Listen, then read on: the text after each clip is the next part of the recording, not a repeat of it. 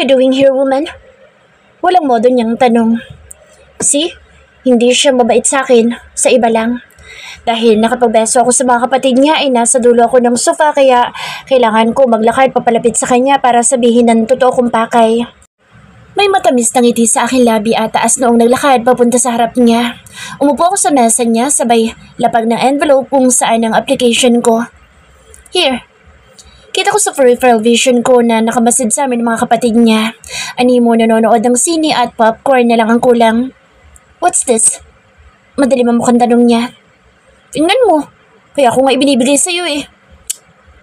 Pagtataray ko. Kahit naman loves na loves ko siya, hindi ko kailangan baguhin ang sarili ko at magpanggap dahil ito ang totoong ako. I hate fakes.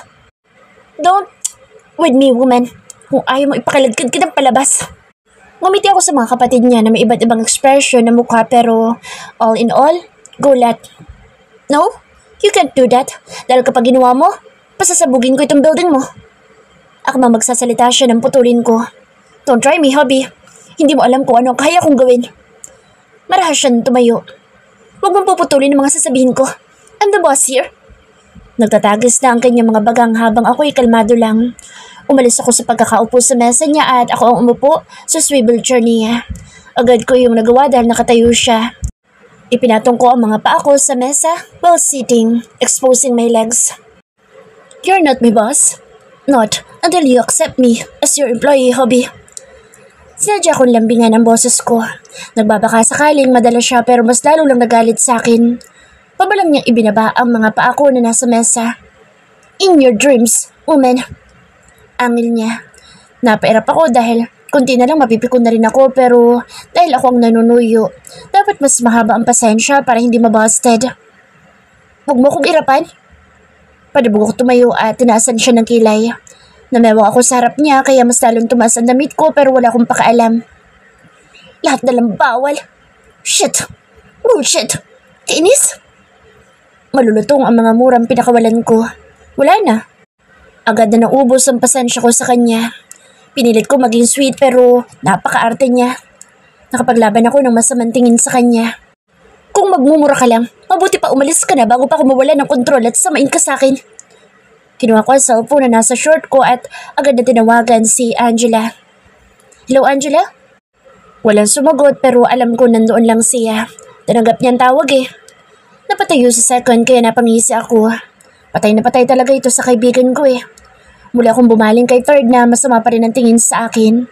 Napanguso ako dahil sa sama ng tingin niya. Hindi mo ko tatanggapin? No. Pinal niyang sagot. Okay. Nag-iwas ako ng tingin dahil sa nawawala akong inis kapag nasisilayan ko ang gwapo niyang muka. Angela, di ba inaano kita kung sasama ka sa akin sa Greece? Bukas ang alis ko. Ano? Go ka? Napangisi ako lalo nang makita ang pagkakataranta ni Second. Lumapit ito sa kapatid. Shit bro, tanggapin mo na kung ano man ang trabaho na gusto niya. Mukha naman siyang mapagkakatiwalaan eh. Kumbinsin niya sa kapatid. Pinatay ni Angela ang tawag dahil alam niyang nababaliw na naman ako at gumagawa ng kalokohan. Yung pagpunta sa Greece, biro lang yun. Gusto ko lang natulungan ako ni Second dahil alam kong hindi tatanggi sa kanya ang kapatid. Mapagkakatiwalaan? Tingnan mo nga suot niyan. Mukhang strip dancer sa club. Ouch. Ang cheap ko pala sa paningin niya. Pero minsan ko na rin naman ang pinasok ang trabahong iyon dahil sa trabaho ko na pagiging agent para mas mabilis mahuli ang target. Gusto mo? Strip dance kita? Samahan ko na rin ang lap dance. Biro ko pero tinaasan niya lang ako ng kilay. Umalis ka na. Taboy niya. Hey, bro. Baka tuluyan niyang kunin sa akin si King. Wala na mag-aalaga sa akin. Danig kong bulong ni Second at gusto kong bumunghalit ng tawa dahil para siyang batang anytime mawawalan ng laruan. Don't mind her bro. Don't mind her. Baliw ang babae niya. Sagot ni Third. Mas lalo ako nakaramdam ng inis dahil sa katigasan ng bungo niya. Sa ganda kong to, kung tanggihan niya ako iwagas tapos tatawagin pa akong baliw.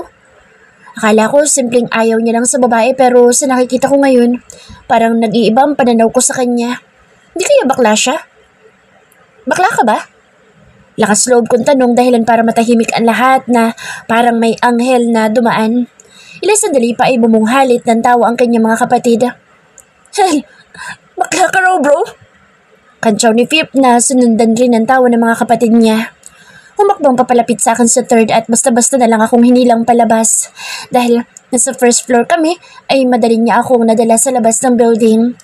Kumakaway ako sa lahat na nakakasalubong namin para sabihin ayos lang kami ng boss nila. Mabait pa rin ito. Sa kanila nga lang. Huwag ka nang babalik sa building ko! Sigaw niya at pabalang akong binitawan.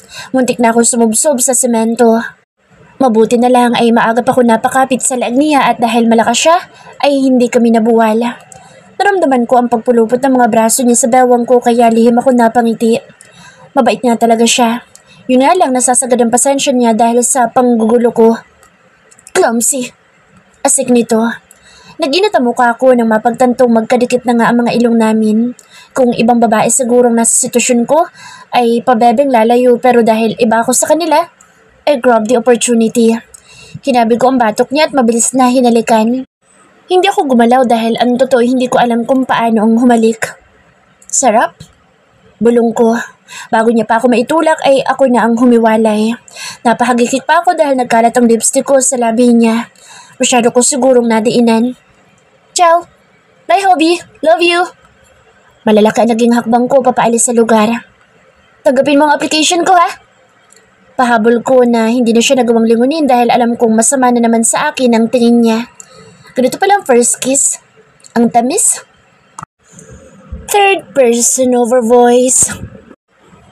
Parabog kong binuksan ang pinto ng opisina ko dahil sa inis na nararamdaman. Walang hiya talaga ang babaeng yun. Pangalawang beses pa lang kami nakita tapos kung umasta parang asawa ko siya. Kinikilabutan ako. Tom. Oh, binata ng kapatid namin. May first kiss na. Sigaw ni Faye pagkakita sa akin. Pare-pareho silang may mga ngisi sa labi. How did you know? Bumalik ako sa aking swivel chair at bahagya pa akong natigilan dahil nanunood sa ilong ko ang mabangong amoy. Amoy lavender. Inupuan nga pala ito ng babaeng iyon. Kainis. Dumikit ang amoy niya. May lipstick ka sa labi. Inulan na naman ako ng kantsaw. Pinunasan ko ang labi ko gamit ang panyo at totoo ang may lipstick. Her name is Grace Caroline Anchuchu. 29 years old, no boyfriend since birth. So never been kissed, never been touched. 100% virgin. She's an agent. Salubong ang kilay na bumaling ako ay second na nakangisi habang may binabasa sa cellphone niya. Mula kay King ang impormasyon na ito, kaya alam kong totoo. She's an agent? Ani ko. Yup. Hindi lang basta agent, dahil isa siya sa pinakamagaling sa kanilang buong departamento. Kaya niyang pumatay na stop. Confidential information na iyan kaya huwag niyo ipagsasabi sa iba. As if interesado ako. Hindi ko na sila pinansin at bumalik na sa pagtatrabaho. Hindi ka nga interesado? Hindi ka talaga interesado. Pang-aalas ka nila pero hindi ko na pinansin. Kita niyo kung paano siya mainis kay Bayaw? Normal lang sana dahil talaga makulit yung babae. Pero sa third Miller yan eh. Kasing haba ng Great Wall of China ang pasensya. Tapos naubos yun sa simpleng pagdating lang ni Bayaw. Oh, exciting mga bro. Boses ni Fit. Yeah. Pero ang heart niya at ang ganda pa. Halatang magiging magaling sa kama yun kapag naturuan. Doon na ulit ako napaangat ng tingin sa kanila dahil kung mag-usap-usap ay parang wala ako dito. Shut up, Six. Hindi tamang pag-usapan ng isang babae sa ganyang paraan. Isipin mong may ina tayo, may sister-in-law at may pamangkin na puro babae. Paano kung silang malagay sa ganyang sitwasyon na pinag-uusapan ng walang kamalay-malay? Easy, dude. Sorry naman. Depensa niya pero may pang-asar pa rin ang easy. Tama nga naman si Kuya Third nyo, brothers. Siya nga, sa isip niyo lang pinagnanasaan si Bayaw tapos kayo bulgaran? And a second, tumayo si Philip habang nakapamulusa. Hindi ako kasali. She's hot and gorgeous, but hindi ko siya pinagnanasaan. Kay Kuya Third siya, no? Kaya hands off ako. Naglakad siyang palabas na parang modelo sa men's magazine. But I like her too, to be my sister-in-law. Me too. Si Fort, saka sumunod kay Faith. Nagsitayo na rin ang iba ko pang kapatid pero sa second ay nanatiling nasa sofa habang abala sa kanyang cellphone. Good luck sa love life, bro. Padalhan mo na lamang kami ng wedding invitation. Medyo magiging busy kasi tayo this coming days. Tugon ni Six at sabay silang umalis ng 7. Wala si Kuya First, ang panganay namin dahil palagi nakabuntod sa asawa nito. Not gonna happen. Bulong ko. Tutok ang mata ko sa laptop na magsialisa ng mga kapatid ko na magsalita sa second. Bar tayo mamaya bro. Ayan nito. Umiling ako bilang pagtanggi. Next time bro, madami akong trabaho. On with muna tayo. Sige na. Dahil hindi ako makapag-concentrate sa ginagawa ko dahil sa pangungulit niya, ay tuluyan ko na itinuon sa kanyang atensyon. Di ba ayaw mo sa mga ganoong lugar? Bakit para kang sinisilihan sa kagustuhan pumunta doon? Natahimik siya at parang hirap lumunok. Nag-iwas pa ng tingin. I just want to have a break. Have a break? Really? Ano ba talaga ang rason? Kapag sinabi mo sa akin ang totoong dahilan, sasamahan kita kahit madami pa ang trabaho ko.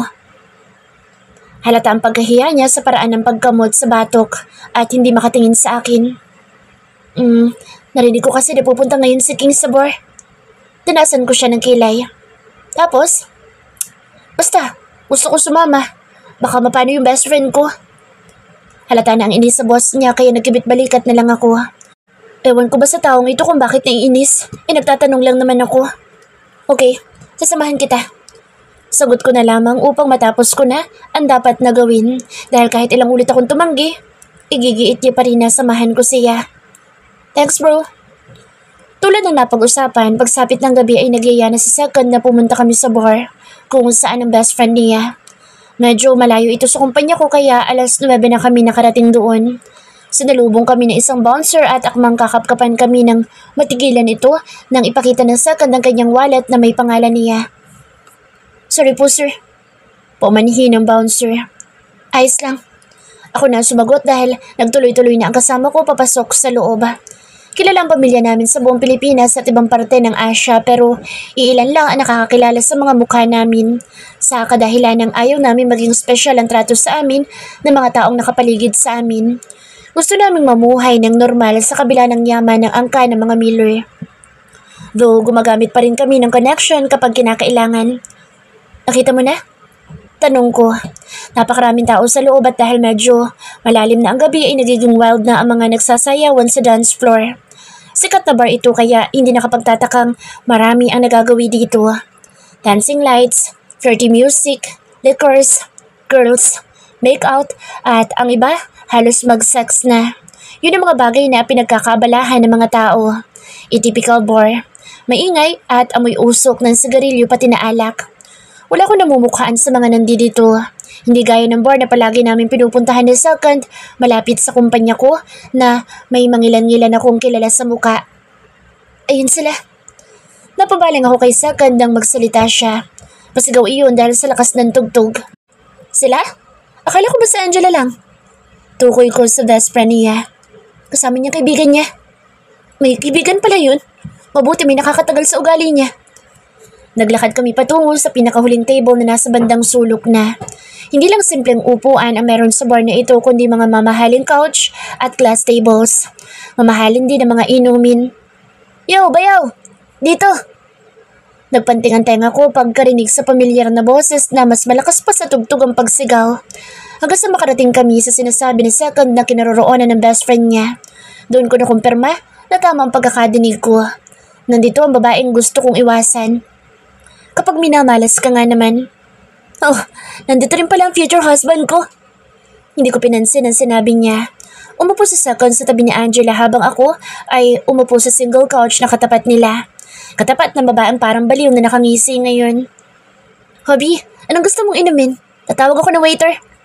No need. Hindi ako iinom. Waiter! Sa lakas ng sigaw niya ay tinalo pang isang megaphone na mas lalong nakairita sa akin. Kapag malapit itong babaeng ito, talaga nasusubukan ang haba ng pasensya ko. Yes ma'am, what's your order? Agad na tanong ng waiter pagkalapit nito. Bigyan mo ng juice ang asawa ko. Bawal alak dyan kasi virgin pa. Tatawa-tawang sagot nito na pinukol ko na masamang tingin. Hindi siya natinag. Yun lang po ba ma'am? Oo, yun lang muna. Just wait a minute, ma'am. Hindi ko mapigilan na magsalubong ang kilay habang tinitingnan ang pamumungay ng kanyang mga mata na tanda na may tama na ito ng alak. Napatingin ako sa table nila at napailing ako na makitang marami na ang walang laman na bote ng hard liquor. Kaya babaeng tao ang lakas uminom. By the way, intoy ko. Kumusta na yung ipinasa kong resume? Pasok ba? Tumayo siya sa harap ko at namewang. Nadagdagan na naman ang inis ko dahil sa itinawag niya sa akin. Don't call me names. Kalmadong sabi ko pero ang totoo ay naiirita ako sa presensya pa lang niya. Endearment ang tawag doon. Intoy ko at ako ang inday mo. Malakak siya na parang tanga. Pinili ko na lang na manahimik dahil kung sasagutin ko siya, mas lalong hahaba ang usapan. Lihim akong napamura nang bigla niyang ilapit sa mukha ko ang mukha niya. Mabuti na lang at mabilis kong naisandal ang ulo sa couch. Alam mo, Cole, ano papalakas ng tibok ng puso ko sa simpleng paglapit lang? Ano bang ginawa mo sa akin? Pupungas-pungas na tanong niya at ngumiti pa. Bagay ako siyang itinulak para mailayo sa akin ang mukha niya. Hindi ko mapigilang hindi makaramdam ng hilo dahil sa amoy ng alak niyang hiningang tumatama sa akin. Lasing ka na. Ano ko. Umagikik siya at umupo sa glass table paharap sa akin. May tama na nga talaga. Stop it. May tama ka na. Saway kong muli dahil sa kakulitan niya. I know. May tama na ako. May tama na ako sa'yo. Pumikit-pikit ito na parang pilit na inaaninag ang mukha ko. Yang mukha mong napakagwapo. Hindi ko nakalimutan simula nung una kong makita. Muntik na nga malaglag ang pantat bra ko sa mukhang to. Muli siyang dumungaw sa akin pero ngayon ay nagtagumpay siyang haplusin ang mukha ko. Mabilis ko yung tinapik na ikinanguso niya. Makikipagpatayan talaga ako, maging akin lang ang may-ari nito. Sabay halakak niya. Di ko alam kung dapat ba ako matouch o mainis sa mga pinagsasasabi niya. Sinong matinong babae ang ipangangalandakan ang nararamdaman niya sa harap mismo ng taong iyon? Baliw lang ang gagawa nun. At sa asta niya ngayon, kumbinsido ako may tama sa utak ang babaeng ito. Akmang tatayo na ako para makalayo sa kanya nang bigla niyang higitin ang kwelo ko at ibinalik ako sa kinaupan ko. Napasingap ako dahil sa laki kong tao ay nagawa niya akong pigilan. Ang lakas niya. Wait lang, intoy ko. Pakinggan mo muna. May tula ako para sa'yo. Ungot niya. Ayoko. Sige na, please. Please, intoy ko. Pagpapaawa niya at sa kabila ng malakas na musika ay dinig na dinig ko ang lambing ng boses niya. Nagkabit balikat ako. Go on. Pero pagkatapos nito, ipangako mo titigilan mo na ako. Pagsuko ko dahil mukhang hindi siya papaawat. Napapalakpak siya na parang bata habang pupungay-pungay ang mga mata dahil sa kalasingan. Tumikim muna ito bago tumingin sa mga mata ko at nagsimula na. My name is Grace. Grace with Gomomela. Appear, appear, appear. Atok, atok, atok. Align, align, align. A kiss, a kiss, a kiss. Nasapok ang ulo ko nang ma-realize kong ginagawa niya. Mas masakit sa ulo yung action niyang may panguso-nguso pa. Pinagsisihan kong pinayagan ko siya pero kung ito, ang way para tigilan niya ako, titiisin kong pansamantala. Porke ba? Guwapo ka? Kala mo kung sino ka? Tingnan mo ang kilay ko. Mas maganda pa sa'yo. At mukhang masaya-masaya siya sa kabaliwan niya. Itigil mo na yan. Sabay ko nang hindi makayanan ang pinaggagawa niya lalo at halos lahat ng tao ay sa amin na nakatingin. Pero ang babaeng ito ay walang pakialam. Kumakaway pa. Ako si Grace, matangkad at maganda. Kapag ako inibig mo, sasaya ang buhay ko. Ako si Grace at ikaw ang buhay ko. Kapag iniwan mo ako, masasaktan ako. Napatakip ako sa mukha ko dahil sa sobrang kahihiyan na ginagawa niya. Umaasta pa siyang parang bata. Akmang tatakpan ko na ang bibig niya para tumigil sa pagkanta nang ako'y matigilan dahil sa sunod niyang sinabi. P.S. P.S. I love you.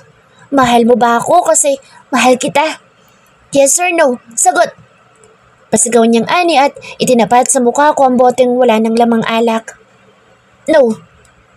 Automatic na nalukot ang mukha niya dahil sa walang pagdadalawang isip na sagot ko. Ngayon tapos ka na sa pagtulang ginawa mo.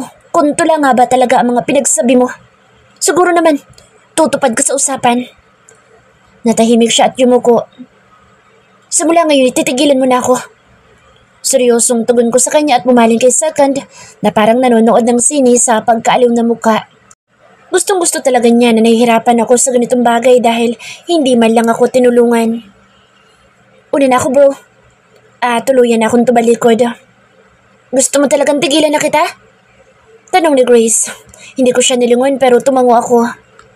Oo. Okay. Kung yan ang gusto mo. Simula bukas, hindi na ako magpapakita sa'yo. Bahagi ako natigilan pero agad ring nakabawi at nagpatuloy sa paglalakad. Mabuti, nang matahimik na ako.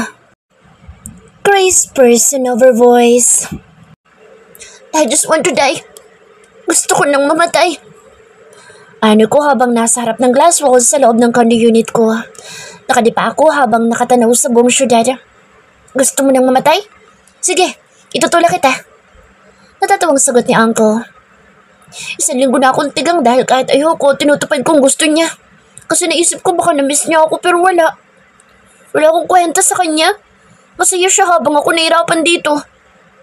Litanya ko. 1 linggo ko nang hindi nakikita si Intoy ko.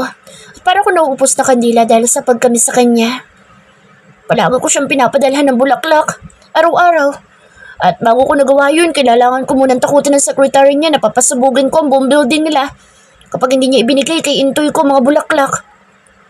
Ang usapan lang naman hindi ako magpapakita sa kanya pero pwede ko naman siya ligawan ng palihim. Kung hindi sana ako naglasing, hindi ako basta papayag sa gusto niya. Panila ang salita ako habang ang supportive kong uncle ay tawa lang ng tawa sa pagiging miserable ko. Pinunasan ko ang mga imaginary tears ko bago nakapamewang na humarap sa kanya. Nakadekwater siya sa couch na nasa loob ng kwarto ko. Ano nga palang ginagawa mo dito? O diba? Ang galang ko lang.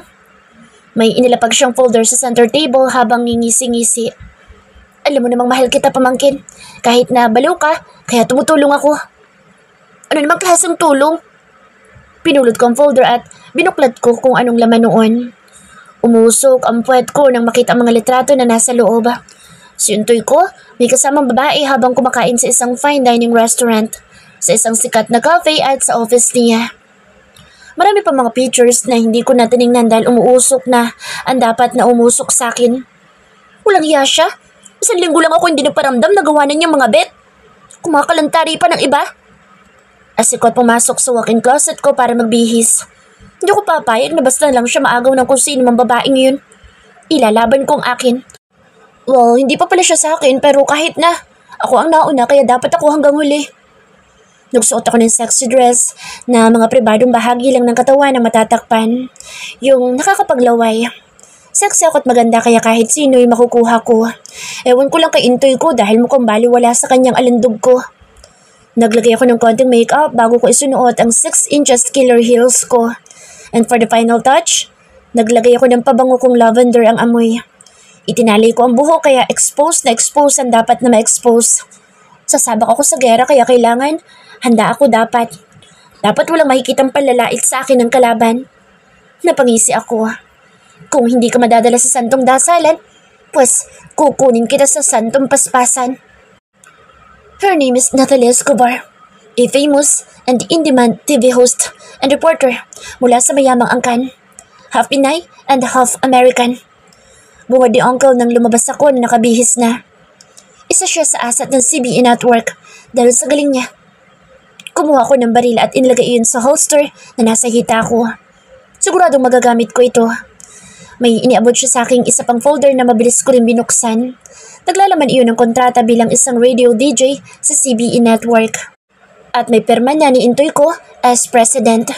Nagtatalon ako sa tuwa na yumakap kay Uncle dahil sa wakas, makakapasok na ako sa building ni Intoy ko nang walang bawal-bawal. Wait, paano na permahan ito? Ang pagkakaalam ko ayaw niya ako magtrabaho doon. Takang tanong ko. Kasama kasi sa mga papel na hawak ko ngayon ay iyong resume na ipinasa ko sa kanya noong last namin pagkikita. Napilitan siya dahil kailangan talaga nila at maganda ang record mo. Sagot niya. Wow, salamat sa pagdidiin na napilitan ha. Sarkastiko sabi ko at sabay kaming natawa. Nag-appear kami dahil sa kabaliwan namin. Bye, alis na ako at nang makarami. Tuluyan ako umalis. Pagbaba ko palang sa lobby ng condominium ay pinagtitinginan na ako at napapasakand look ang kahit na sino madaanan ko. Kahit si Kuyang Gord ay halos lumuha na ang mata. Kinindatan ko siya bago ako sumakay sa motor ko. Wala akong pakialam kahit hindi appropriate ang damit ko sa paggamit ng motor. Kailangan ko tong gawin para makuha ko si Intoy ko. Ilang sandali pa ay nasa parking lot na ako ng CBE building at kapag sinuswerte ka nga naman, saktong nakita ko siya na papasok sa building at talagang kasama pa ang kabit niya. Taas na ako naglakad papasok. with poise pa para daman nilang may nagbabadyang World War. Ma'am, hindi kayo pwedeng pumasok. Salubong sa akin ng guard. Tinasan ko siya ng kilay sabay pakita sa kanya ng hawak kong folder na naglalaman ng mga papeles na nagsasabing empleyado ako dito. Sorry ma'am, wala po kasi kayong ID. Malamang, dahil bagong hire ako. Mataray kong sagot. Nawala na kasi ang mood ko na maging mabait pagkatapos ng bungad sa akin ng malandi kong si Intoy na kumabit agad. Sige po ma'am, magre-request na lang po ako for ID para sa inyo. Magalang na sagot ni Kuya Guard. Pagkatapos noon ay tuluyan na akong pumasok. Dumiretso ako sa office ni Intoy ko pero natigilan ako nang bumukas iyon at bumungad sa akin ng secretary niya. Oh, hi Miss Chu. Bati niya pero halatang bakas ang takot sa mga mata. Siya yung secretary na palagi kong tinatakot kaya naiintindihan ko ang reaksyon niya. Nasaan sa third? Tanong ko sa mataray na paraan pa rin. Hindi na po dito ang office niya. Nasa top floor na po. Nautal niyang sagot. Napatiimbagang ako dahil sa narinig ko. Lumipat siya ng office sa top floor para hindi ko siya basta-basta mapuntahan at para malaya siya makipaglandian. Haba, hindi pwede sa akin ang ganito. Sinusubukan niya talaga ako porkat sinusuyo ko siya sa magandang paraan. Bumaling muli ako sa secretary niya. What's your name again?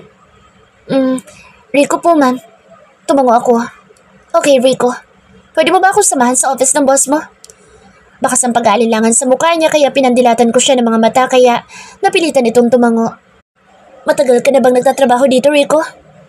Pagbasag ko sa katahimikan noong sakay na kami ng elevator at papunta na sa top floor. Mga 5 years na rin po. Ang tagal na pala. Opo.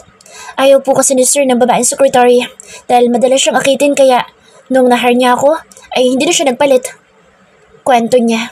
Mukhang kahit papaano ay nawawala ng ilang niya sa akin. Yun ang gusto ko para mapalapit sa kanya. Tapos, ikukunsyaba ko siya para bantayan sa Intoy ko. Sayang, bala ko sana mag-apply na secretary niya. Kaso kuwawa ka naman kaya wag na lang. Biro ko at napahalakak ako dahil nakatulala lang siya sa mukha ko. Ay, sana kung ganyan sa akin si Intoy ko, ay masaya sana ang buhay. Araw-araw sana buntis siya tapos araw-araw din mga nganak. Nandito na po tayo ma'am. Sabi ni Rico at ilang sandali lang ay bumukas ng elevator. Napatingin sa amin ang mga taong nandoon. May ilang cubicle na nakalagay at ang kalahating parte nito ay may isang pinto na may nakasulat na Office of the President. Sino siya? Isa na naman siguro sa mga babaeng nagkakandara pa kay sir. Ang hot niya. Ang swerte talaga ni sir no? Ang gaganda ng mga chikas. Hindi ko pinansin ang mga naririnig ko dahil wala naman akong pakialam sa mga sasabihin nila. Sabay kaming naglakad ni Rico papunta sa office ng boss niya. Noong nasa harap na kami ay tumigil siya. Balik na po ako sa trabaho ko. Anya habang itinuturong isang cubicle malapit sa pinto ng office ni Intoy ko. Okay, salamat. You're welcome po ma'am. Hindi na ako nag-aksaya ng panahon na kumatok. Agad kong pinihit ang doorknob at pumasok. Naabutan ko nakaupo siya sa swivel chair niya at kaharap si Natalie Escobar. May pagkain na pumapagitna sa kanila habang ang babae ay panay ang tawa. Tumikwas ang kilay ko. 360 degree nang sabay silang tingin sa kinatatayuan ko. Agad na nawala ang ngiti sa mukha ng Intoy ko at biglang sumeryoso. Lihim akong napakuyom ng kamao dahil sa reaksyon niya. Kanina ko makatawa sa harap ng babaeng linta na ito'y wagas.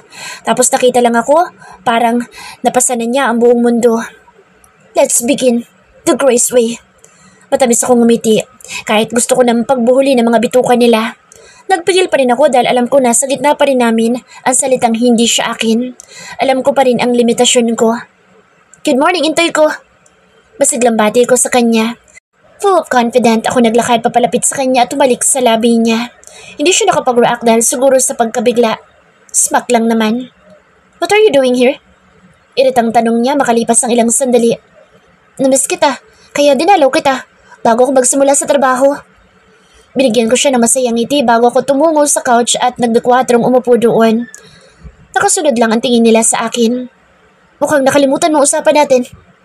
Anya, nakapamewang siyang nagpunta sa harapan ko. Bakas na bakas sa boss niya na hindi siya masaya na makita ako. Yun ba? Hindi ko naman nakalimutan. Pero wala din naman akong balak na to pa rin. Isang linggo na akong hindi nagpakita sa'yo para pagbigyan ka. At hindi ko expected na ito maaabutan ko kapalit na isang linggo kung pagtitiis na hindi ka makita. Tumayo rin ako at dahil sa taas ng heels ko ay halos magkapantay na ang mukha namin. Napakagwapo niya talaga lalo kapag malapitan. Hinawakan ko ang necktie niya at bahagyang inayos ang konting gusot. Ganon din ang ginawa ko sa kwelyo at coat niya. What a hunk. Pinigilan ko ang paggiwi ng tapikin niya ang kamay ko at iritang bumalik sa kinauupuan niya kanina. Nalipat ang tingin ko kay Nathalie na nakataas na ang kilay ngayon sa akin. Mukhang tuwan-tuwa siya sa pagiging rude sa akin ni Intoy ko. Base sa ngisi niya. Hindi pa ako nagsisimula. Lumabas ka na, Miss Ju. As you can see, I'm busy. Tugon ni Intoy ko. Bumalik ako sa pagkakaupo at seryosong bumaling sa kanya. Minsan nakakasawa din na maging mabait lalo kapag nasasagad na ang pagtitimpi ko.